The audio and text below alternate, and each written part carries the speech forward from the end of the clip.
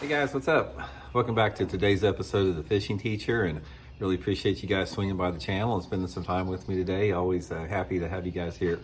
Guys, today we're going to go over some of the best old school lures that have been around for a long time that still catch fish. Going to give you guys some tips and advice on how to fish them and sort of talk a little bit about why they're some of my favorites here in today's video. I'm also, guys, just like a quick invitation out there. Anyone interested in booking an on-the-water lesson with me, you can do that by going to my Facebook page, Randy Blockett Professional Angler. Just shoot me a private message.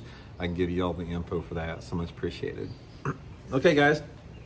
One of the things about it, I was really fortunate to start my bass fishing. My passion in bass fishing started during what I consider the golden years of bass fishing, which were the mid-70s to mid-80s. In my opinion, after fishing for as many years that I have, that was like the time that it was just the most special time. Fishing was better on our lakes across the country.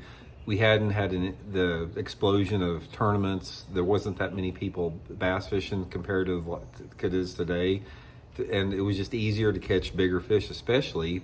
And there was an innocence within the sport that I just really enjoyed. And one of that was with the handful of lures that people had to fish with, because back in the late 70s, we didn't have like a ton of different lures to fish with. We had a limited supply for the most part. But I'm going to show you guys the four that I have really liked to use over the years and still continue to do so today.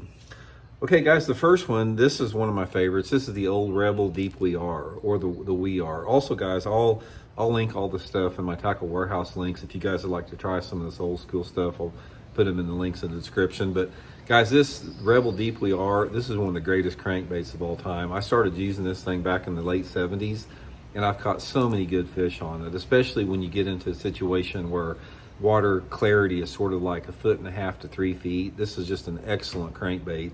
And I use the crawdad patterns most of the time in the springtime of the year, and then in the late summer and the fall, I'll use some type of a shad patterns. They got different types of shad patterns, and they got shallow lips like this and deeper lips. But the Rebel We Are is just a really, really good crankbait, and it has been for 50 some years. Okay, the next one's sort of similar to that. This is the Rebel Humpy, the Rebel Humpback crankbait. This is another old school bait, guys. It was sort of hand in hand with the Rebel Deep We Are, except that the Humpback came, it came a few years before the Deep We Are, but the Humpback, same type of deal, guys. When you got rocky banks, riprap, that type of stuff, water visibility 1.5 to 3 feet, the Humpback is a really, really good crankbait. It comes in several different sizes. This is the larger one, but it comes in a size like this too. So caught a ton of fish on the Rebel Humpback there.